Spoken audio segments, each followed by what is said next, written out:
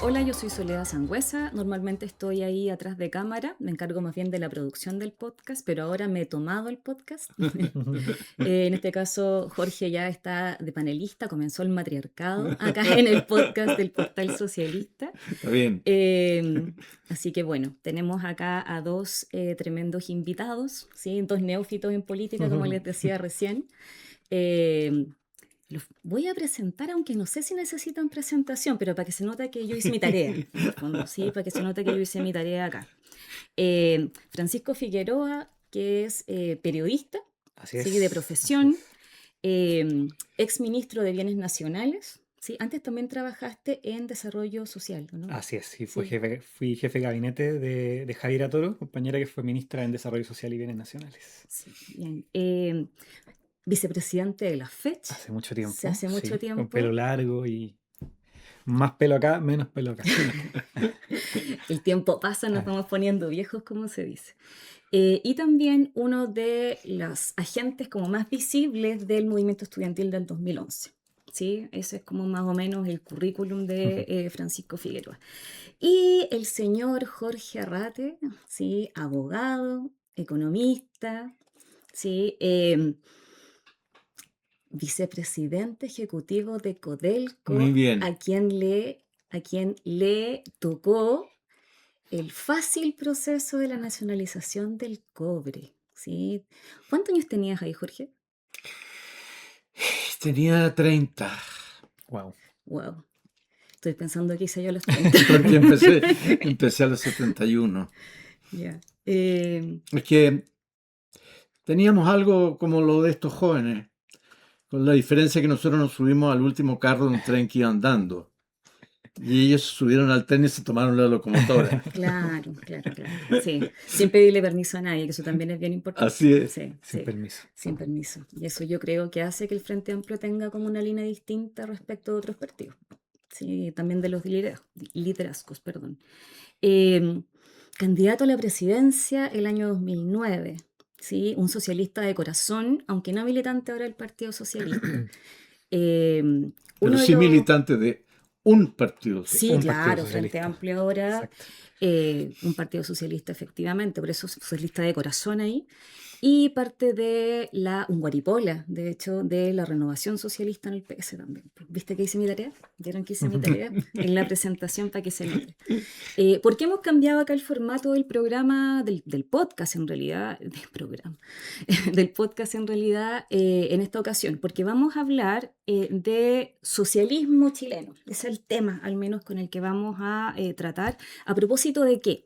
A propósito, primero que todo, de que el Frente Amplio ha reivindicado, ha reafirmado, porque no es algo nuevo en el fondo en el Frente Amplio, su declaración de un partido socialista, efectivamente, aunque no sé por qué la prensa le ha llamado tanto la Mm. atención en este último tiempo a propósito del Congreso, el hecho que nos declaremos como Partido Socialista. Y bueno, las tres personas que estamos presentes acá somos militantes del Frente Amplio, efectivamente. Pero lo segundo también es que vamos a recordar una efeméride que es el aniversario de muerte de Eugenio González, uno de los grandes teóricos socialistas de Chile. Quizás un poco conocido, ¿sí? Mm. Como masivamente, pero uno de los militantes del PS y también uno de los teóricos más importantes del socialismo acá en Chile. Por eso precisamente es que hemos cambiado un poquito el formato de nuestro podcast el día de hoy, ¿sí? Eh, a ver, a propósito de que tenemos acá al encargado del proceso de nacionalización del cobre en el gobierno de Allende, te voy a hacer la pregunta de actualidad a propósito de Codelco. Y precisamente es esta idea que ha surgido del Partido Nacional Libertario de privatizar Codelco y entregarle 2 millones de pesos a cada chileno. ¿Sí? ¿Cuál es tu visión respecto de eso? Primero creo que es una idea completamente abusiva, pero no me sorprende, porque está en curso y prácticamente aprobada ya la idea de compensar a los municipios ricos de Chile con fondos generales que pagan los impuestos, donde pagan los impuestos todos los chilenos. Entonces el abuso es una constante en este gobierno. Y claro, que lo exprese esto Kaiser, les permite este juego que han estado realizando de lanzar ciertas ideas para ir abriendo espacio y que del otro lado cercano les digan que no, que todavía no, que de otra manera, quizá una parte solamente. Ese es el juego. Pero lo que están poniendo en el tapete es desnacionalizar lo que nacionalizó el gobierno del presidente Allende, que fue en ese momento el 100% de la gran minería del cobre. Hoy día esa gran minería en Codelco representa aproximadamente el 30%, porque luego se abrió el periodo durante la dictadura de capital extranjero con límites muy pequeños y eso cubre hoy día 2/3 de la producción chilena de cobre. Así que solo 1/3 del cobre chileno es un cobre de propiedad pública. Y este señor quiere sobornar a la ciudadanía con estos 2 millones. Leí en el Twitter algo que Es un me soborno. pareció Es bueno ese concepto, efectivamente. razonable. ¿Mm? Alguien que decía, bueno, ¿y por qué no repartimos todos los fondos de las AFP? Sí, sí, sí, aplicando la misma La lógica. misma Claro, lógica. claro. Y a propósito de esta idea de los 2 millones, de los 2 millones a cada chileno, hace un ratito escuchaba también en redes una señora que decía, bueno, si son 2 millones de por vida, bienvenido sea la privatización, ¿sí? Cosa que no creo que pase. Pero ¿qué opinas tú como periodista, Francisco, a propósito de estos eslóganes que ha manifestado como la ultraderecha en Chile y que el ejemplo, en el fondo, es este de los 2 millones? Bueno, permíteme saludar los primeros. A ti, Sole, a ti, Jorge. Un gusto estar con ustedes acá. Em, Está buena la pregunta porque creo que hoy día la política em, muchas veces se reduce a, a estrategias comunicacionales, a una carrera por llamar la atención, decir la cosa más tremebunda, cosa de poder capitalizar esa atención para quitarle legitimidad al adversario, más allá del contenido mismo, de la frase grandilocuente del momento, y después el contenido en el caso de esta derecha radical. Claro, pues yo creo que ellos quieren construir una sociedad de consumidores, de trabajadores muy explotados, y a eso le sirve una idea de pequeñas cositas que te permitan apenas sobrevivir. O sea, por eso 2 millones de pesos de una sola vez. Y que te encadenen a tener que tolerar un poco más la explotación. Yo creo que el gran proyecto de esta derecha radical es volver más tolerable la explotación. O sea, convencerte de que tú eres mejor, vas a ser más libre en la medida que te dispongas a ser más explotado, porque creo que son una reacción. O sea, después podemos hablar más de eso, pero es una derecha fundamentalmente reaccionaria, creo, como que ellos tienen más hostilidad hacia el mundo que amor por el mundo. Y esta frase, no, yo creo que están en una carrera por llamar la atención, por estar produciendo eh, titulares que les permitan estar siempre en la conversación, que estemos hablando de ello. Creo que una parte es la importación de esta estrategia de Steve Bannon de inundar la zona, que hay que decir Mm, que la frase completa es inundar la zona de mierda. mm, Esa es la frase claro. completa, es una palabra fea que Mm. la uso porque es la que ellos deciden usar y te da un poco a entender un poco cómo conciben la conversación pública también. Mm, No la conciben como un fin, la conciben como un medio y por tanto si hay que enmierdarla, la vamos a enmierdar. mm, Y muchos de los medios caben, ya que me preguntas en calidad de periodista, y no solo de socialista, lo tomo, porque aquí un poco uno ve como las consecuencias del deterioro de los medios de comunicación. Yo creo que más que el control de los medios de comunicación, el problema también es la precariedad, porque hoy hay una carrera por quién gana el clic, para mm, poder claro. rentabilizarlo poco si están en crisis los medios de comunicación. Entonces, a ese periodismo tan moribundo le conviene una política que te produce todo el rato frases que generan polémica y porque eso te da el clic que tú tan desesperadamente necesitas para poder venderle al avisador y que te lleguen un par de loquitas nomás, porque hoy día los medios son chicos. Entonces creo que el problema no es solo la propiedad de los medios, sino que esta carrera eh, por llamar la atención que es funcional a esta política Mm, tan desquiciada. mm, Y creo que hay que resistir esto. Creo que hay que ir en contra de la corriente. No creo que nosotros debamos, como socialistas, como izquierda, sumarnos a inundar la zona de mierda, porque creo que mm, eso impide una conversación razonada, que se necesita sobre todo para el cambio social emancipador. Quizás a ellos les convenga, a ellos les conviene que seamos cada vez más brutos y incapaces de entendernos, pero no a nosotros. mm. A nosotros podemos hablar de eso después. El socialismo es el ejercicio de la razón, creo yo profundamente, y eso requiere que nos entendamos, que tratemos de entender la posición del otro discutiendo con la mejor versión posible. Mm. Así que creo que tenemos que ir contra la corriente de estas frases tremendas. Eh, sí, yo también, de hecho, te iba a preguntar lo mismo que acabas de decir, como, chuta, es una pregunta que me he hecho bastante, así como diantres, Mm. ¿sí? Insertarnos en este entorno como de redes sociales y lo que decías tú, Mm. como del clic rápido, del clic fácil. Eh, y claro, ir contra la corriente es como una consigna, pero es difícil, po. Pucha, es difícil, pero sabéis que yo estoy optimista, o sea, más que optimista, con esperanza diaria, porque creo que, em, o sea, mira este podcast, no sé si a ustedes les pasa, pero hoy día los podcasts nos abrieron la oportunidad de, de, de conocer cosas, experiencias, con una intensidad y una profundidad mucho más grande que cuando no Mm, existían este tipo de medios. Mm. Tú puedes escuchar podcasts mientras le hacís la comida a los niños, mm, mientras vaya arriba de la micro, mientras vaya en el metro. Y creo que también, ojalá hay un hartazgo con esta comunicación tan, tan servil a un poder, porque eso es lo que es, desquiciante, y las personas están buscando la forma de poder comunicarse de una manera más nutritiva.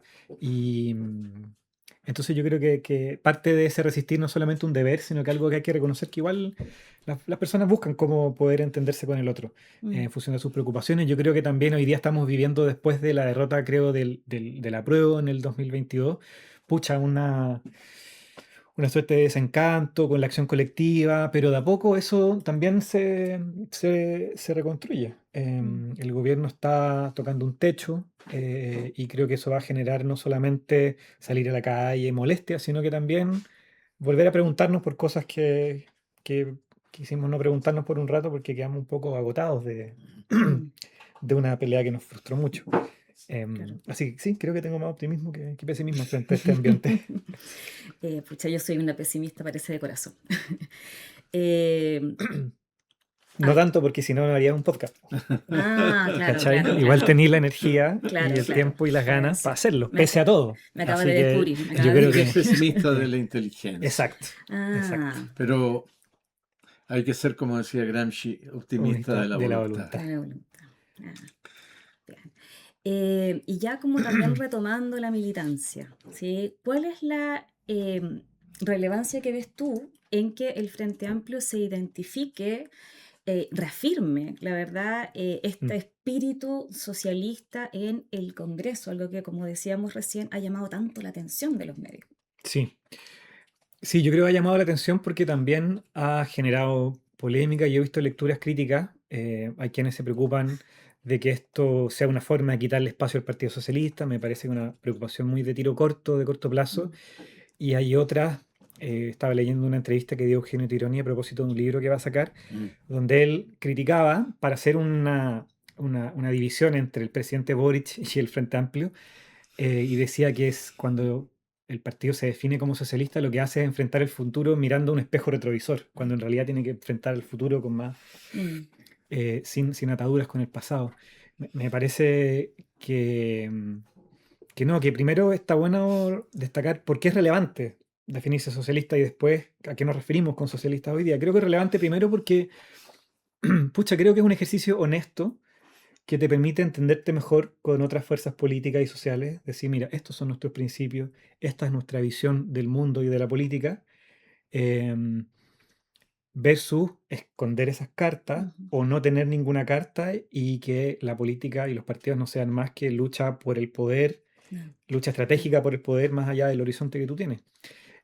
Pero aparte de un ejercicio de honestidad, me parece que es algo que nos da una orientación en el ejercicio de la política que siempre es tan compleja y contradictoria. Si Mm, y la política no es armar un programa, proponerlo y tratar de convencer gente de esto y que apoyen a tu gente. Eh, lo que es más complejo de la política es poder tener un juicio en aquellos momentos difíciles para tomar la mejor decisión, elegir los mejores medios para un determinado fin, y eso pone a prueba no solamente tu inteligencia, te pone a prueba éticamente también. mm, Em, y si tú no tienes un lugar desde el cual pararte para tomar esas decisiones, para ejercer tu juicio, puedes terminar en cualquier lado. mm, Puedes terminar en cualquier lado. claro. Entonces, honestidad, orientación, creo que son cosas que hacen relevante definirnos como socialistas. ¿Y por qué hoy día es relevante hacerlo? Pucha, yo creo que si queremos construir una sociedad de personas libres e iguales, y que es la promesa de la modernidad, estamos en esto hace cientos de años, toda la Mm, humanidad queremos eso, no estamos todavía entrando en una época donde renunciemos a eso, de oscuridad. El socialismo sigue siendo cierto que para ser libres, iguales todos, em, necesitamos no depender de la propiedad. O sea, la propiedad es un límite para ejercer efectivamente tu libertad y para mm, ser efectivamente iguales. Hay otras restricciones a la libertad y la igualdad. El patriarcado mm, lo es todavía y lo fue con mucha fuerza el siglo XIX y XX, el imperialismo, pero sigue siendo un impedimento a la libertad, una restricción a la libertad, el dinero, la propiedad. em, no somos iguales. Y mm, eso hace que requiramos un proyecto que se la juegue por construir una sociedad de personas efectivamente libres e iguales. mm, Y yo creo que eso es fundamental reconocerlo, pero también creo que el socialismo no es solamente em, una doctrina respecto de una crítica económica del capitalismo, una doctrina respecto de la igualdad económica de las personas, sino que también respecto del ejercicio de nuestra libertad, de la capacidad de autogobernarnos, de autodeterminarnos como sociedad, de poder decir, sí, para allá vamos, y eso no va a estar limitado a que una parte decida por todos, quienes mm, tienen poder económico o que ejercen otro tipo de autoridad, de género en virtud de que son hombres o en virtud de que una interpretación religiosa. Mm. Entonces, esa no solo crítica económica al capitalismo, sino que también una manera de entender el ejercicio de nuestra libertad, de decidir cómo queremos vivir, me parece que es consustancial al proyecto socialista. mm, Y eso requiere que miremos también críticamente el pasado o con más libertad en realidad. mm, Hay una frase que es bonita que no es de Hannah Arendt, es de un poeta, pero ella lo ocupaba, que era que la modernidad recibimos la tradición rota, una tradición mm, muy rota, con el fin de las mm, religiones y la crisis de los estados y después el totalitarismo, ¿para qué decir? El socialismo también es una tradición rota. O sea, está el socialismo autoritario, claro. está también el socialismo que abrazó los ideales del mercado autorregulado, del neoliberalismo, pero lo bueno de las tradiciones rotas es que son herencias sin testamento. Son herencias que no vienen con un manual de instrucciones, con una guía de decir, así se usa esta herencia. Tú la enfrentas sin barandas, ella decía, sin Mm, barandillas, pero yo claro. creo que eso es bueno, con libertad. Entonces también tenemos que mirar la tradición socialista y creo que es una necesidad mirarla con libertad. ¿Qué cosas recuperamos? ¿Qué cosas están pendientes? ¿Qué cosas están vigentes? Pero como te digo, creo que es fundamental para un mundo en el cual el dinero, la propiedad siguen siendo hoy día con mucha fuerza un límite para que las personas sean libres. Mm. Hay dos cosas que quiero como destacar en lo que acabas de responder. Y la primera es, bueno, esta definición que das y este también vínculo de tu propia visión respecto al socialismo. Y lo segundo es que a mí me encanta que hayas hablado respecto a la libertad, porque me Ujú. parece que la libertad es un concepto que en general la izquierda al que ha renunciado y que hablamos muy poco de libertad. Y yo creo que en ese sentido la derecha nos ha ganado. Nos hemos olvidado de un elemento que es clave para entender el Mm. socialismo definitivamente, ¿sí? Em, y le voy a preguntar a Jorge ahora, em, En este momento que es tan poco atractivo y tan poco popular, quizás declararse como socialista, donde la ultraderecha ha avanzado bastante en volverse popular, en volverse parte incluso como, o ha tomado algunas cuestiones claves en la comprensión incluso de la sociedad. eh, ¿Por qué te reconoces como socialista? Bueno, lo primero es que yo siempre pregunto cuando se trata de este tema a la gente con que estoy conversando, les digo, ¿ustedes creen que hay otra manera de vivir o esta es la única manera de vivir, Mm, la que tenemos actualmente? Bueno, yo creo que hay otro modo de vivir, que hay otra manera en que la sociedad puede y debe organizarse para lograr objetivos que son, yo diría, más humanos, que corresponden más con lo que es nuestra aspiración de ser humano que queremos generar en nuestras sociedades. Y eso yo lo llamo socialismo. Puede tener otro nombre, no sé, pónganle otro nombre, pero hay otras opciones. Es la oscuridad, es la sociedad que promueve la ilustración oscura, los teóricos de la extrema derecha hoy día. Podemos volver para usar el término de Varoufakis, a un tecnofeudalismo. mm, ¿Ah? Pueden desaparecer los estados nacionales. Hay algunos que plantean la desaparición de los estados nacionales, la recreación de unidades que son más similares a la ciudad feudal.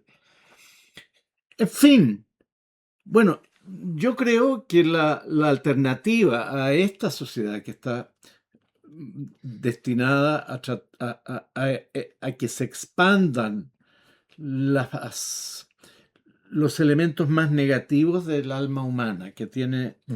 un arco de elementos distintos, o para decirlo con una manera menos, a lo mejor religiosa que he usado, antropológicamente nosotros nos bandeamos entre el bien y el mal.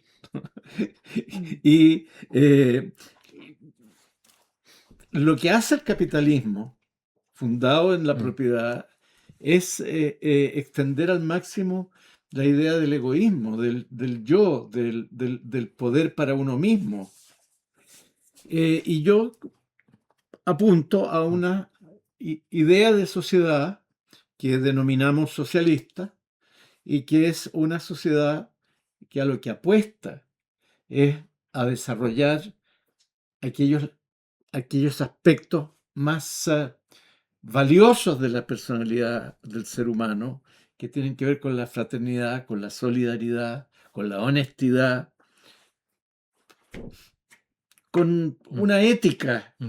que mm, el personaje que vamos a recordar hoy día en al 50 aniversario de su muerte, yo creo que resumía en una frase que está en alguno de sus escritos, que decía era algo así, no sé si la reproduzco exactamente, pero no se pueden perseguir fines nobles a través de medios que los nieguen. mm.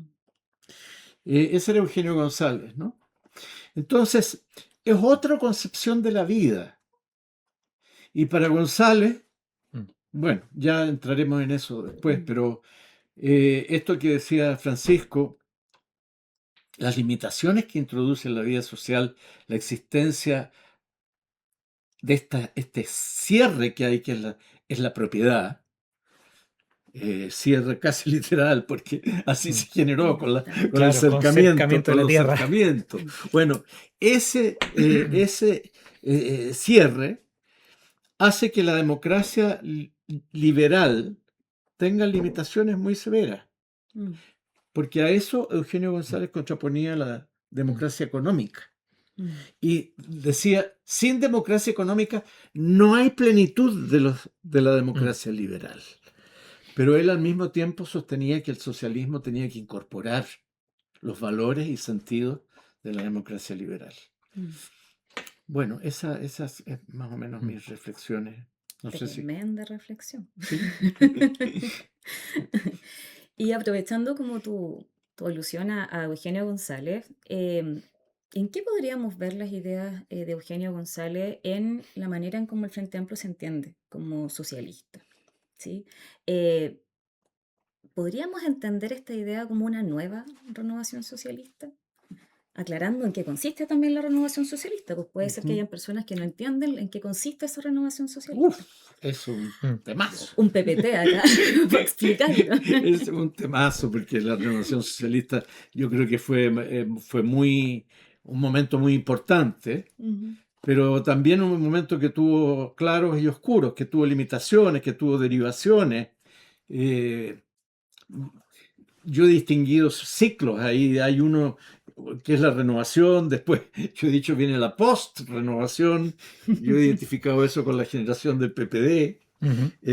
y hay uno que es la ultra renovación, que yo la identifico con la circulación libre de lobistas Claro. en el territorio Ah, del claro. pensamiento socialista. Sí.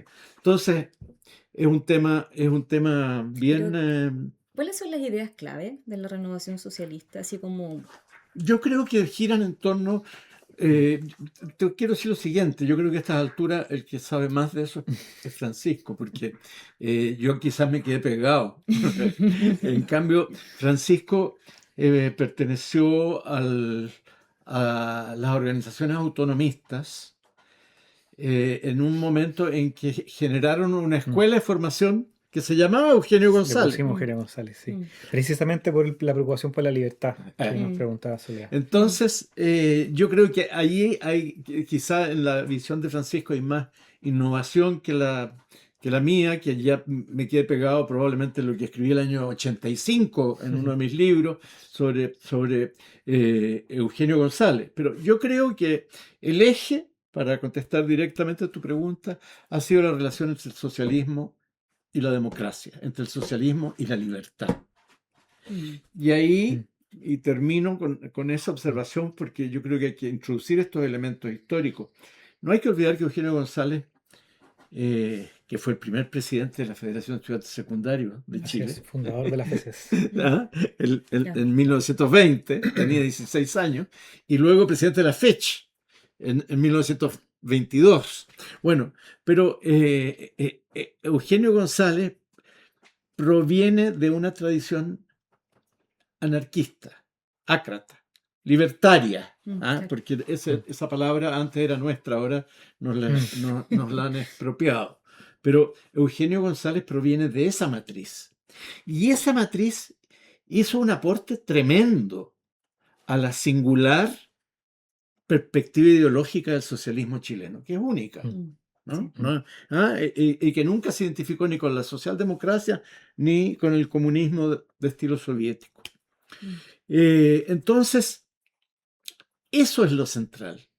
Cómo una arquitectura social logra conciliar con contradicciones, porque las contradicciones nunca se van a terminar, siempre vamos a tener un proceso dialéctico de construcción de la sociedad, cómo eso ocurre en el momento de la gestación de esa sociedad socialista que va incorporando y respetando estas dos, el socialismo como el disfrute de los bienes comunes, ¿ya? Y la libertad como la capacidad del ser humano de expresarse plenamente. Mm. Entonces, ahí hay un aporte Mm. anarquista mm, y que yo creo que se traduce, y ahí dejo a Pancho, a Francisco, se traduce también en ideas como la idea que tenía Eugenio González de una sociedad socialista que no era un Estado Mm. aplastante que controlaba todo. Claro. Eugenio González no le gustaba el Estado, tenía desconfianza del Estado. mm, ¿Desconfianza por Mm. qué?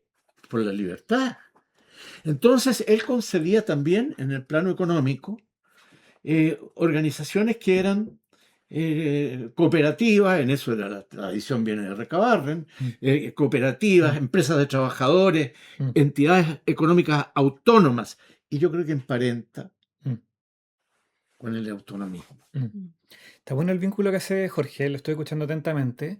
¿Sabes por qué? Yo creo que tiene tanta actualidad, incluso más que cuando en los años, o sea, todavía, con Jorge intercambiaba, Jorge me mandaba un correo donde yo le preguntaba cosas, le hacía una entrevista sobre Eugenio González, después hicimos una escuela de formación, Hace 15 años. hace 15 años. Porque creo que hoy día hay un desafío de construcción de sujetos históricos, de actores sociales, de movimientos políticos y sociales tremenda. Y eso pasa por entender no solamente la política como cómo tú capturas el Estado para desde allí emprender transformaciones políticas o económicas, sino cómo se van formando sujetos que son capaces de ejercer la política de una manera duradera, sostenible en el tiempo, que no son solamente, no tienen una relación como de cliente con la política, de yo reclamo furibundamente y necesito a alguien que le pegue fuerte al otro, o yo espero como beneficiario a que alguien me pase, sino que seas un sujeto de la política y no un objeto pasivo de Mm. la política. Claro. Y para eso la cuestión de la libertad está en el centro. Eh, sí, yo creo que la gracia de Eugenio González y de su actualidad es que él decía la libertad es fundamental para el proyecto socialista. El proyecto socialista es la realización histórica de la libertad, Mm. no solo porque la democracia liberal es insuficiente y se necesita de democracia económica también, sino que porque la libertad política y la libertad económica son inseparables. Entonces, porque hay quienes desde el socialismo hace rato estaban diciendo sin igualdad económica no hay libertad. Pero claro, algunos decían, ok, entonces vamos a suprimir la libertad política para construir libertad económica y después vemos si damos libertad política. Nunca pasó que después se diera libertad política después de intentarlo. Mm. Porque más encima ese proyecto había que defenderlo militarmente y eso dio paso al autoritarismo que hemos visto en el siglo XX. Y otros dijeron, sí, no, vamos a garantizar la libertad política porque eso es lo fundamental y la libertad económica de las condiciones que te permitan ejercer esa libertad. Bueno, ahí vamos viendo con el mercado, garanticemos igualdad de oportunidades y terminaron siendo liberales, que está bien, puede ser, pero eso no era el socialismo. Entonces, Eugenio González no es que diga lo uno o lo otro, no se pasa a decir democracia económica y libertad económica, sino que las cosas son mutuamente constitutivas. Em, y eso es fundamental hoy día también recuperarlo, porque creo que tampoco nos sirve recuperar un socialismo que contra la libertad que nos propone la ultraderecha, eh, simplemente reflota la importancia de tener derechos económicos y sociales. Porque un poco esa tensión, ya vimos la historia de esa tensión. Yo creo que el conflicto de la libertad que tenemos hoy día, que tenemos ya no solo la libertad insuficiente de elegir, teníamos una derecha, la libertad consiste en tener posibilidad de elegir. Oye, ya, pero ¿cómo incido yo en las elecciones que puedo estar a mi mano? Sino que algo peor, ahora tenemos una libertad, o sea, esta ultraderecha, esta derecha radical, creo yo, nos propone que la libertad es prescindir de los demás, Mm. prescindir del Claro. otro. Una libertad como esta utopía de no necesitar vínculos, una utopía de la autosuficiencia incluso contra el otro. Mm. Em, en definitiva, una libertad no solamente egoísta, sino que profundamente destructiva. Eh, no solo de un ideal comunitario, cristiano, todos amigos, sino que de las condiciones más básicas para cooperar, Mm. para trabajar juntos. Contra esa idea de libertad estamos peleando, pero conecta con una aspiración, creo, muy sentida, valiosa, creo yo, que es de querer ser dueño de tu propio destino. Mm. Hay algo en el individualismo que nosotros no tenemos que condenar, que tenemos que reconocer como una potencia. Porque el socialismo no quiere individuos mansos, que se agachen al jefe de turno y que sigamos al jefe político o de un país. El socialismo debería estar feliz de que hoy día los individuos pongan más límite al abuso y quieran ser más dueños de su propia vida. Mm. Entonces nosotros deberíamos abrazar una dimensión del individualismo. Y esa es otra conexión con Eugenio González, porque aparte de defender esta idea de que la libertad en lo político y en lo económico va juntas, no son indisociables, tiene una preocupación por el individuo, por la persona. Y eso viene, como dice Jorge, de su origen anarquista.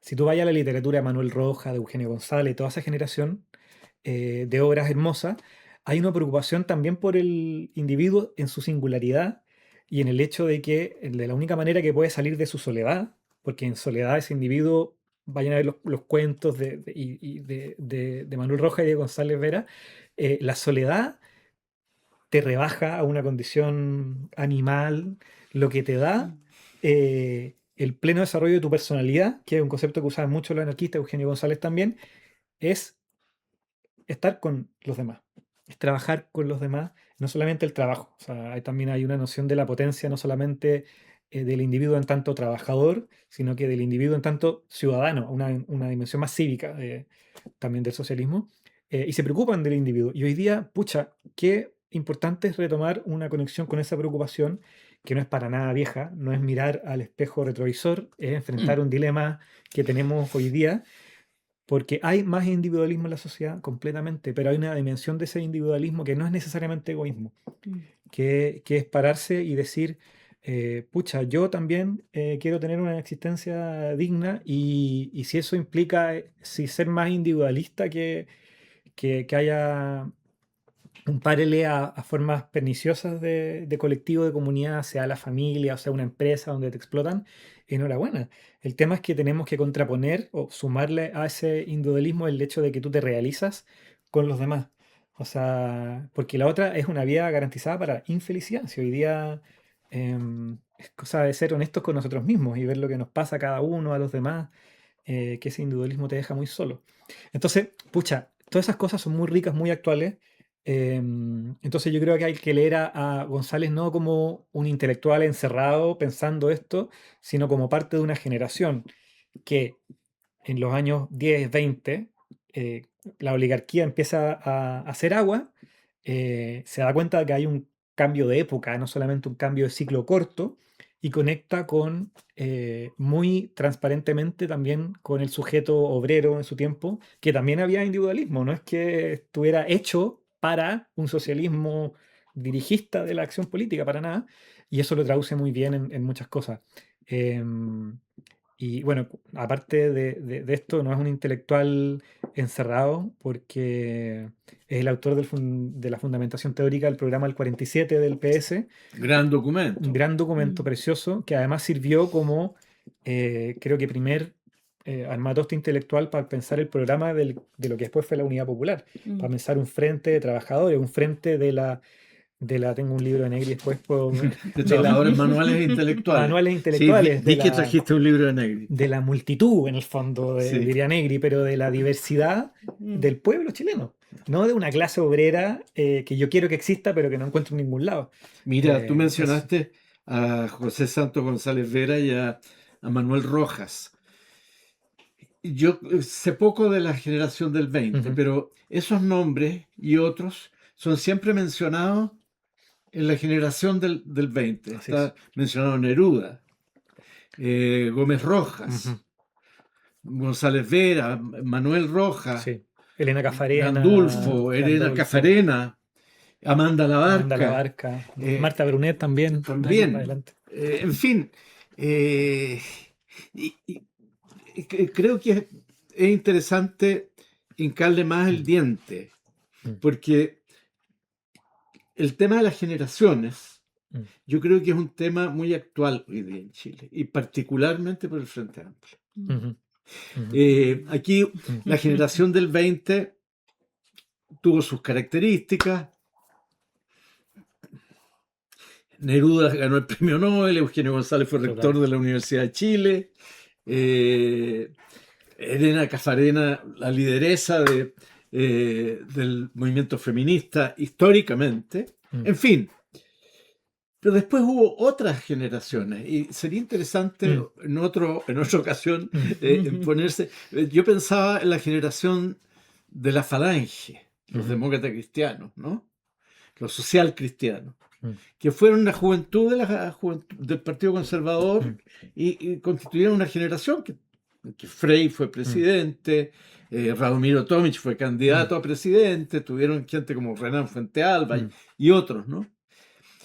Y luego la generación del Frente Amplio, que ya tiene un presidente. Ninguna de las anteriores logró tan tempranamente tener el poder político. Pero es muy interesante y para mí, perdón que me haya ido por otro lado, pero a mí me impresiona lo poderosas que son las compañeras en el Frente Amplio. Cómo en el Frente Amplio existe un liderazgos femeninos tan potentes, porque es difícil elegir. ¿Ah? Hace poco fue la elección para la nueva dirección del partido, y las dos candidatas eran candidatas excelentes, ¿no? Pero aparte de ellas dos, yo podría nombrar 5, 6 o 7 más que podían haber sido. Entonces, creo que esto es bien interesante, y creo que tiene más cemento, por lo que, hasta donde yo sé, pero repito, yo sé poco de la generación del 20, tiene más cemento que la que tuvo la generación del 20, que me da la impresión que era más dislocada, ¿no? Claro.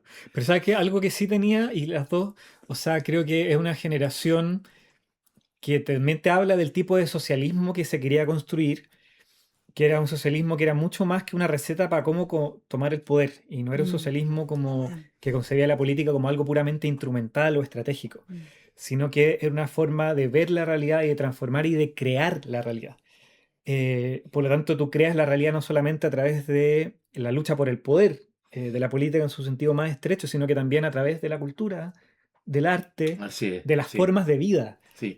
Incluso si tú no eres artista, no eres intelectual, en la manera en que tú te organizas como en tu trabajo, en tu oficio.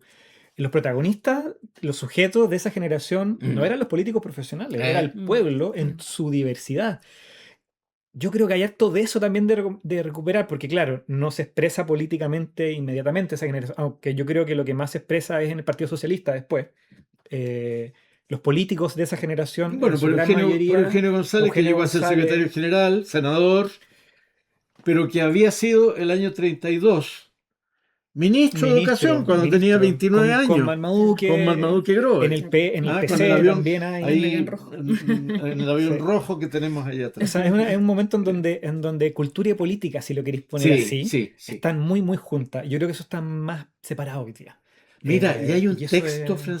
Francisco Soledad, hay un texto que yo lo debo tener en mi archivo, porque lo archivé, de alguien que no conozco, que es un análisis de los 12 días de Eugenio González como ministro de Educación. No, mira, qué Y está maravilloso. todo el tema de la cultura, Ya, de todas las cosas que en 12 días hizo Hizo. en materia de cultura. Es qué muy, maravilloso. muy impresionante. No lo conocía. 12 días. Qué bueno que Jorge habló del Frente Amplio, porque finalmente me estaban ahí bypaseando la pregunta. La verdad. Ambos me estaban bypaseando la pregunta, y aquí ya con esto cerramos, porque ha sido también una tremenda conversación. Esta declaración del Frente Amplio como socialista sería una nueva renovación socialista, claro. porque Jorge habló del pre-renovación, post-ultra-renovación. ¿Sería acá estamos hablando de una nueva renovación? Se ha hablado tanto de la segunda renovación que yo me ando con cuidado, ¿no? Ajá. Porque la renovación tuvo un cierto éxito. ¿Ah? Dejemos de lado las oscuridades, miremos por un momento la luz. Tuvo un cierto éxito, y ese cierto éxito ha querido ser aprovechado posteriormente, y se han anunciado varias veces la segunda renovación porque se suben quienes lo hacen a un caballo que tiene buena carrera. Yo no creo. Yo creo que la idea socialista está, y esto lo dice claramente Eugenio González, no recuerdo si en uno de sus discursos o en el programa, cómo se va generando y reformando la idea socialista. Es un heredero de la declaración de principios del 33, que dice que el Partido Socialista se inspira en el marxismo enriquecido y rectificado por el progreso científico y el constante devenir social. ¿Ah? No, maravilloso. Es espectacular. Bueno, porque, perdón, pero te vincula dos cosas. Sí. El progreso científico, algo Claro. súper objetivo, con el devenir, que sí. es la sociedad haciendo Sí, lo suyo. sí. Es bonito. Y eso Eugenio González lo retoma. Entonces, en un momento dice, cómo el socialismo se va recreando, Mm, ¿no? Entonces yo no me quedaría pegado mm, en la idea de la renovación, que mm, ya es una marca que fue tomada por mm, ese movimiento que mm, surgió en los años 70, 80, en fin. Y mm. no me quedaría. Le Yo, buscaría otro nombre, el sí, renacimiento del claro. socialismo. No, yo, menos mal que respondió primero Jorge, porque no lo tenía tan claro y lo escucho. Me gusta más la idea de recrear el socialismo, pero como un proceso permanente de Claro, recreación, porque el socialismo, o sea, existe en la medida en que está enraizado, no solamente en las luchas contestatarias, sino que en el devenir de la sociedad. Y fijarlo en un proceso, yo primero estaba pensando, claro, nueva renovación podría ser en vez de segunda, tercera, sí, cuarta, como sí, si fueran momentos sí. que se cierran, pero ni siquiera. Porque la renovación en su minuto está esta idea de conciliar, de entenderse bien con la democracia liberal. O sea, decir la democracia liberal no es algo irrenunciable. Estamos de acuerdo con eso. Y uno habría que reafirmar con que es insuficiente. Sí, Pero otros lo ocuparon para romper la alianza entre el Partido Socialista y el Partido claro, Comunista. claro. Entonces lo ocuparon para eso. Entonces obedece a dinámicas muy particulares de un momento histórico muy específico que no hay para qué, no es nuestra historia en absoluto.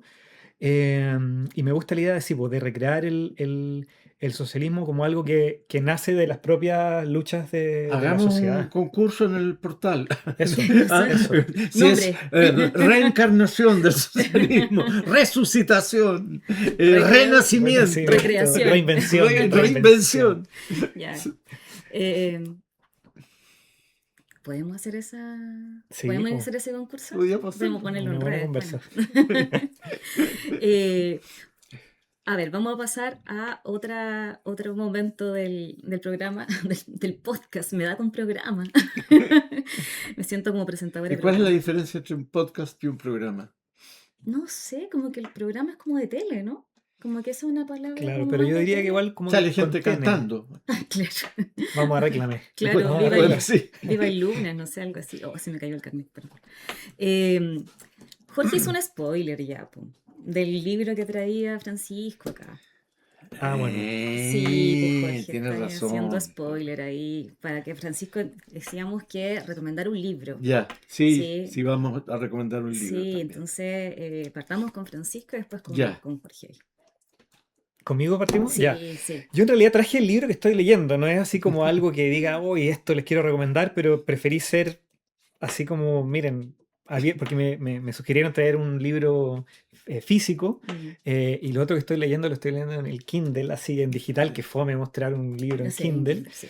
Pero quizás esto nos permite para decir un par de cosas nomás de Toni Negri. Estoy leyendo este libro que se llama Del retorno, abecedario político, que es una entrevista de la Ando Furmantel, una filósofa francesa, psicoanalista muy interesante también, que le hace a Toni Negri. Eh, es del año, mira, ¿De esto qué se me año? Sí, fue, te iba a porque preguntar. Negri, del 2003, esto es muy Ujú. interesante, el 2003.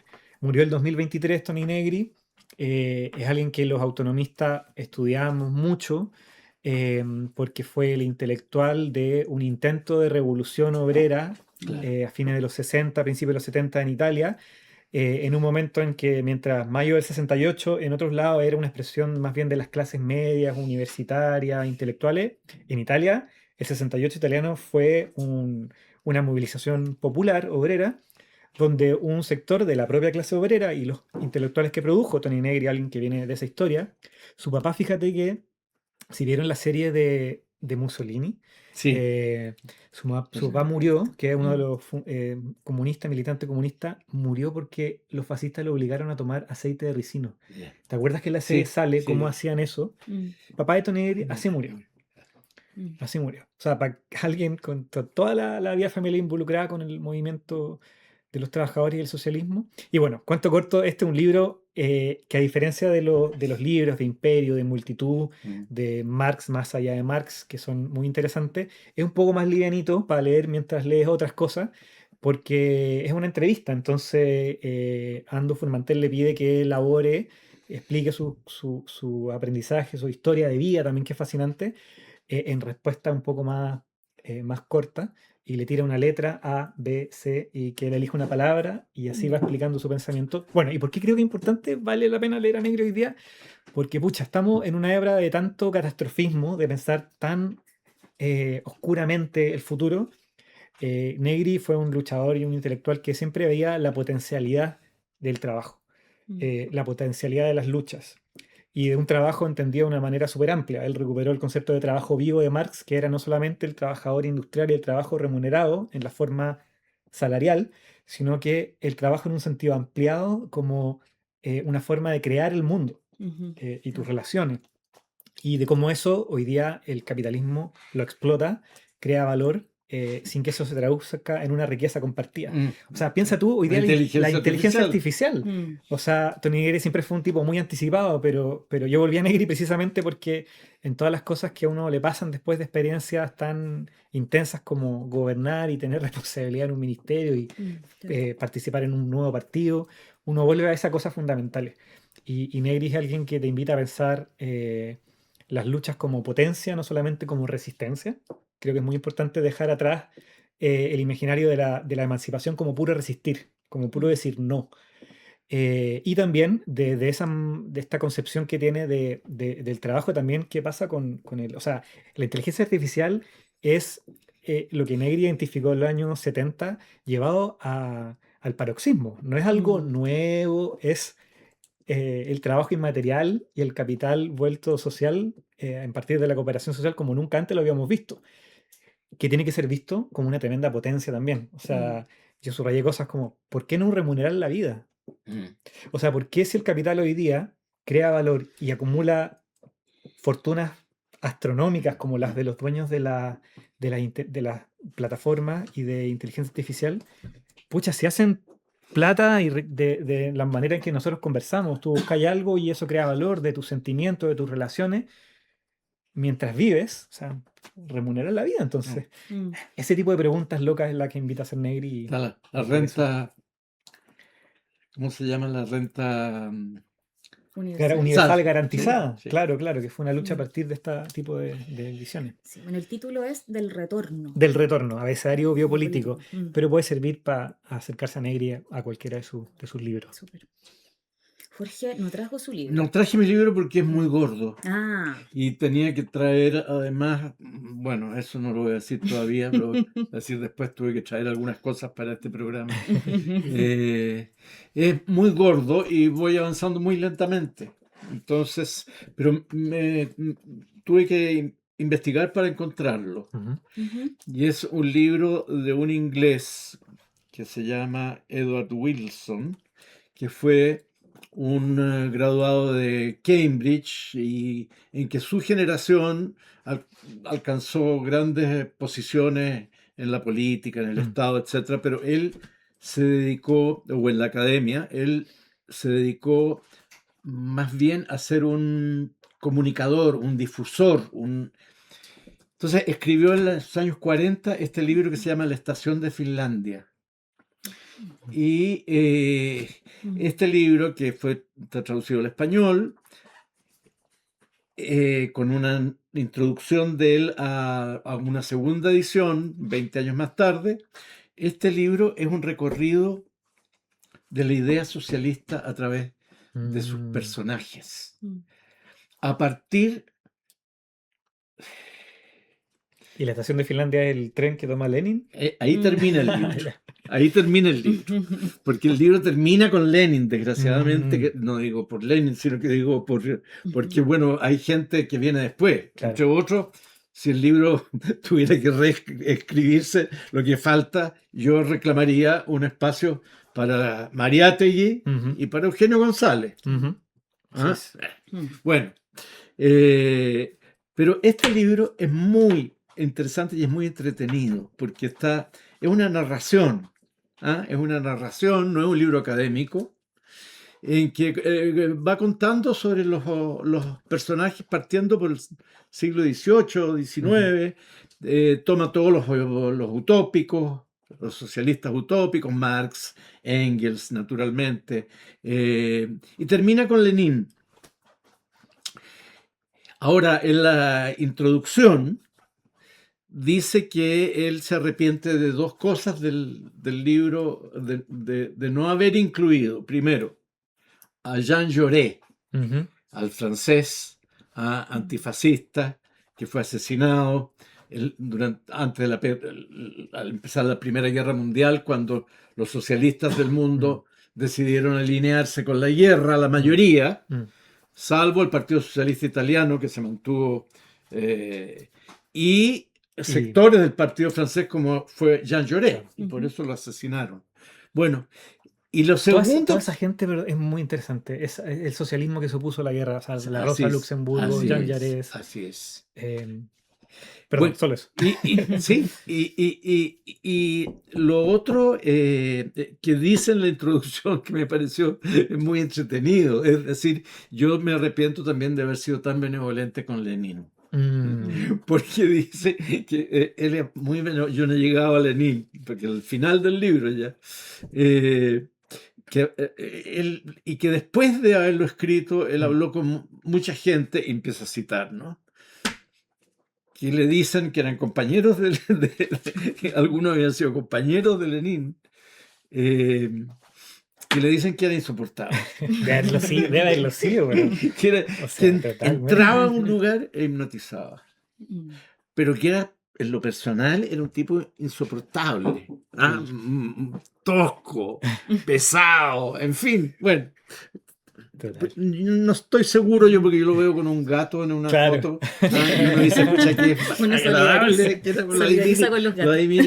Bueno, pero este libro es muy, muy entretenido y muy interesante, porque va hasta la Revolución de Octubre.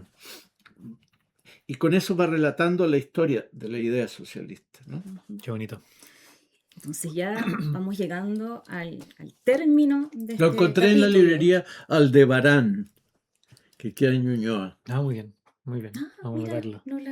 Es una librería que queda pasado la plaza para arriba, no me acuerdo la calle. Aldebarán. Llegando al final entonces de este capítulo, con Jorge machacábamos mucho con el tiempo, hacer capítulos más cortos, pero no, ha estado muy entretenido como para cortar el bueno, capítulo. Y yo le tengo la Sole que te lo entregue. No, pues está, dale nomás. Muchísimas gracias. Pero yo creo...